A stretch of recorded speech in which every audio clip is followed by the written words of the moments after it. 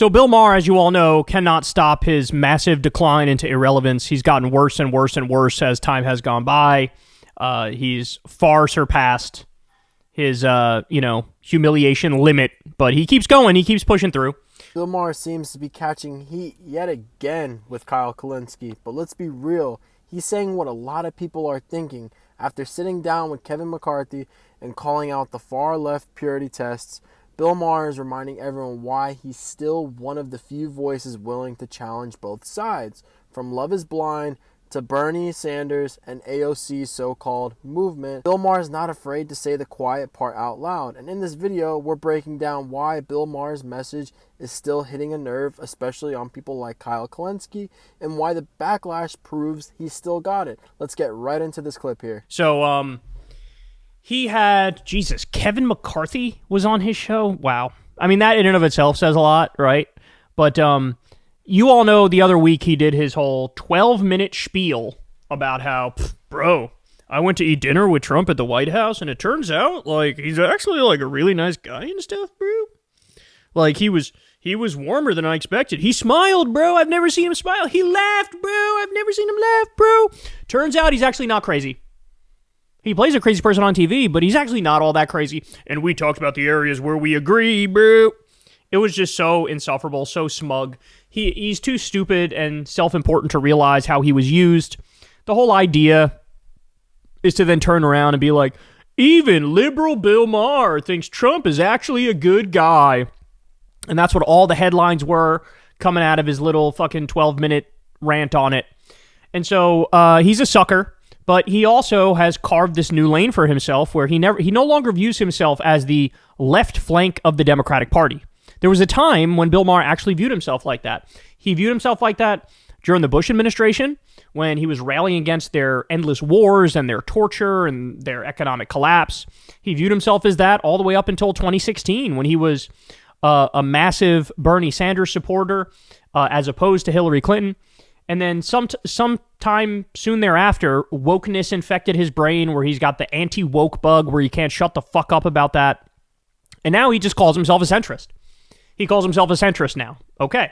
Well, at least we're clear with the terms.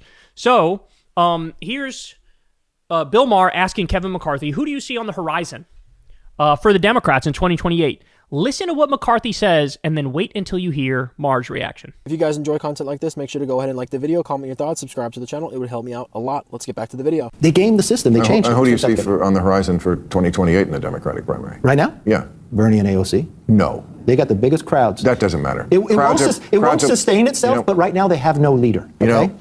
But this is the thing the Republican Party has to understand, too. Both parties lost in the last election. Trump won, okay? And I don't know if that's going to transfer.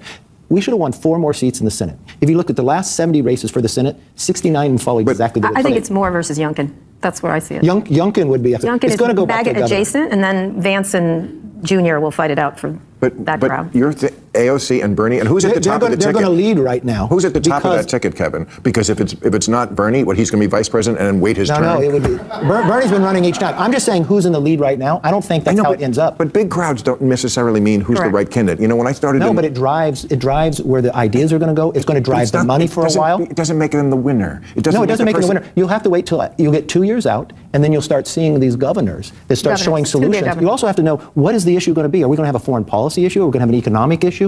And who's been the best in leading in that? Yet again, another example, you have a Republican who's like, I don't know, man. When I look around, I see these absolutely gargantuan crowds for AOC and Bernie Sanders, and people are really riled up, and people are really supporting them, and people like the message that they're putting out there, the anti-oligarchy message. This is now like the second or third time on this show that we had a Republican who correctly acknowledged, I don't know, looks like Bernie and AOC, looks like they're sort of the future for the Democrats, certainly that ideology, that direction.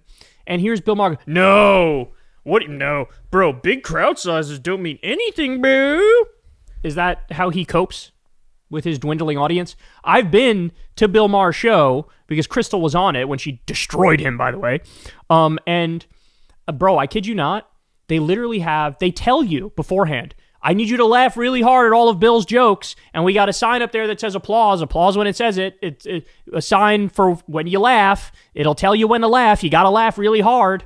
Everything about it is so fake Everything about it is so inauthentic, right? His crowds aren't that big. It's forced. And so here he is like, actually, I'm really popular, okay? My small crowd sizes and my applause sign and my laugh sign don't mean anything, okay? Crowd sizes don't mean anything. Really, Bill? They don't mean anything? Then why is it that Donald Trump, for his time in politics, he's consistently had giant crowds and he won? Why is that? Like, what people need to realize now, people used to say all the time, the internet is not real life. That's myself included. Everybody said that to one extent or another, right? That was the conventional wisdom for so long. The internet's not real life. Well, guess what, bitch? Now it is. Now it is. Everybody's online. It is real life.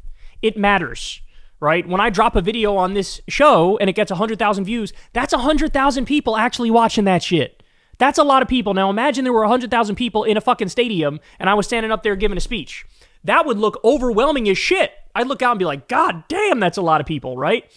The idea that that doesn't count, I mean, it showed he's so old and he's got so much hubris. He doesn't get it. He doesn't understand. He is a man from a previous generation. So far in this clip, it's just all about Kyle Kulinski going off on Bill Maher. And Kyle Kulinski is just upset because he thinks Bill Maher has just lost touch with the left and is becoming more of a centrist who just attacks progressives. He mocks Bill for saying positive things about Trump and for downplaying the popularity of people like Bernie Sanders and AOC. And Kyle Kulinski also calls out how fake he thinks Bill Maher's show is, saying the laughs are forced, the crowd is small, and Bill just doesn't get how much the internet and young progressives matter today. Basically, Kyle Kulinski just sees Bill Maher as just some out-of-touch and desperate person just trying to stay relevant. Let me know what you guys think about that in the comments. Did you know Bill Maher was hesitant, and he still might be the case, I think, for his show. Anybody who, made it on the internet, they're not allowed on. They don't get invited on. Because he views that as, that doesn't count. It's a fluke. Doesn't matter. If you made it online, that doesn't mean anything. So in his mind, he thinks, he's a comedian. Oh, I had to make it going to the comedy clubs growing up. And so that's how I made it. And so I'll only respect people who do it in the real world. It's like, well, the internet is fucking everything now, you dipshit. There's segments from his old show, Politically Incorrect, where Bill Maher argued the internet is never going to become anything. I'm not kidding. It's out there still on YouTube. It'd probably take you a while to find it. I forget what the title of the video was. But he was debating with people on his panel on Politically Incorrect in the late 1990s, where he was saying, I don't think anything's going to come of this internet thing, because what's it going to be used for? It's going to be used to jack off and read your email, and that's it. It's like, well, sure, it's used for those things, but it's used for a hell of a lot more now, bitch.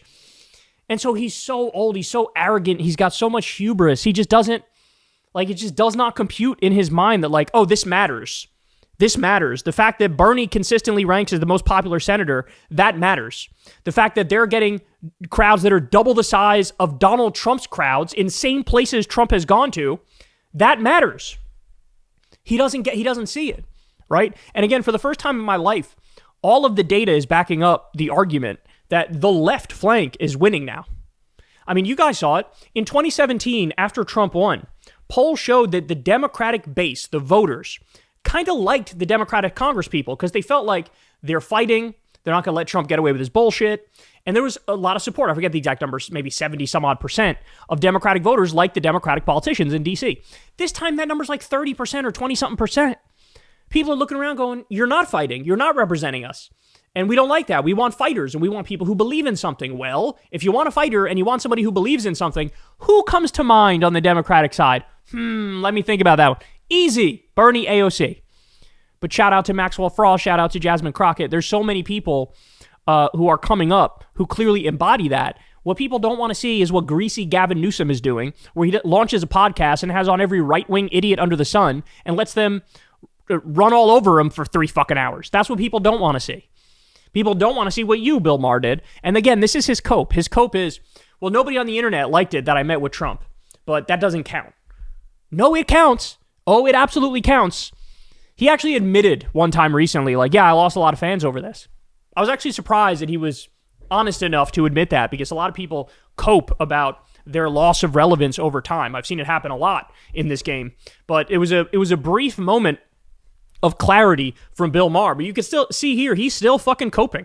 Imagine being this dismissive of the plain face reality Who is it, Bill? What is it, Alyssa Slotkin? Bill Maher in 2020, you know who he supported for president for the Democrats in the primary? Amy Klobuchar. Amy Klobuchar. It's like when the New York Times released a dual endorsement. They did like Warren and Klobuchar or something. Everybody was like, what the fuck are you doing? So that's relevant. Somehow that's relevant. Bill Maher supporting Amy Klobuchar, that was relevant. The New York Times embarrassing themselves and picking Warren and Klobuchar, that was relevant.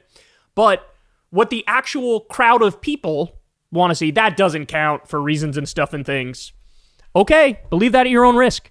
He sounds a lot like the people who in 2016 were downplaying the idea Trump could ever be the nominee and then downplaying the idea Trump could ever win. That's what this sounds like to me. That's what this reminds me of. As the right has become extremely radicalized and has marched off a cliff, they've gone full fascist, they've gone full robber baron. As that happens, now what's happening is the Democratic base is going, shit, we got no choice now. The first term, it's like, I could see you trying to meet him halfway or whatever, but look at the shit he's doing. This is untenable. We got to go the other direction. So you have this extreme polarization and radicalization, and guess what? Only one of those sides actually wants good things for you, right? What's the Trump ideal? Let's do mass deportations and send innocent people to a concentration camp in El Salvador. That's what the far right's arguing for. What's the so-called far left arguing for? Well, let's give everybody health care. Gee, I want which message is better? Send everybody to a concentration camp or give everybody health care? I don't know, man. That's a tough one. Going to be hard to figure out. But yet again, there's something to this, bro. There's something to the idea that all the Republicans are able to like call a spade now. I mean, look, I truly do think that the Republicans believe, hey, if it's AOC, we're gonna beat her. I really think they think that, right? They might not say it right now, but I think they have their own Pied Piper strategy. The Pied Piper strategy was when Hillary and the Democrats propped up Trump because they thought if he becomes the nominee for them, we're definitely going to win. That was called the Pied Piper strategy. I think there's a little bit of that going on the Republican side now, where, hey, if it's J.D. Vance versus AOC, J.D. Vance is definitely going to win. Okay, careful what you wish for. Careful, because the moment is now. The moment is now. It's happening. It's clear. All the data shows it. The Democratic base, even the media is now more open to it. What's funny is that as MSNBC, which was Resistance Liberal Central, as they've moved further to the left, and they're now supporting AOC and Bernie, where's Maher? He's going to the right. He's going to the right. So the fall from grace and relevance is so extreme when it comes to Maher. Just a smug old dick who can't piece shit together. I mean, his enlightened centrist bullshit has left him in this really weird place where, like, nobody likes him. All right, so this whole thing with Bill Maher has really stirred up a fresh round of backlash, and this time it's, coming from Kyle Kulinski again, who's not really holding back, I would say. And Kyle Kulinski basically argues that Bill has completely drifted from what he used to be. He's not the bold, progressive voice that went after George Bush or supported Bernie Sanders in 2016. Now Kyle sees him more as a guy who's just obsessed with bashing the left and defending criticism. The latest spark, Bill had Kevin McCarthy on his show, and before that, he did this whole segment about having dinner with Donald Trump, and Kyle was like, come on, man, you don't realize you're being used here? The concern is that moments like this gives conservatives ammo.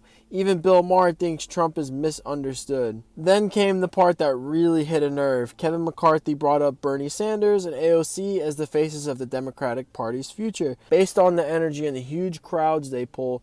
And instead of agreeing, Bill pushed back and said big crowds don't mean much, and that kind of rubbed Kyle the wrong way. He sees that as Bill dismissing real momentum just because it doesn't fit his current outlook. Now look, Bill Maher has never been someone afraid to go against the grain, and that's what kept him relevant for decades. He challenges progressives on their blind spots, especially around cancel culture and ideological purity. And yes, sometimes he overplays it, but that doesn't mean he's wrong to call out the kind of thinking that says if you're not 100% aligned, you're out. Kyle, on the other hand, is arguing that progressives are actually where the excitement is. He points to Bernie, AOC, and others who are building something that resonates, especially with young people and working class voters. To him, Bill just can't see it because he's stuck in the older mindset where online momentum doesn't seem real. But the truth is, this isn't about who's more popular or who has the better clapback. It's about what kind of leadership the Democratic Party wants going forward. Is it the safe middle path that Bill believes in, or is it the unapologetic progressivism that Kyle is on? One thing's clear, Bill Maher still knows how to shake things up. Whether you love him or hate him, people are still reacting to what he says, and that alone proves that he hasn't faded quite as much as some of the critics would like to believe, just like Kyle Kulinski, for example. But anyways, that's my take. Let me know what you guys think about this video in the comments, and I'll see you guys on the next topic.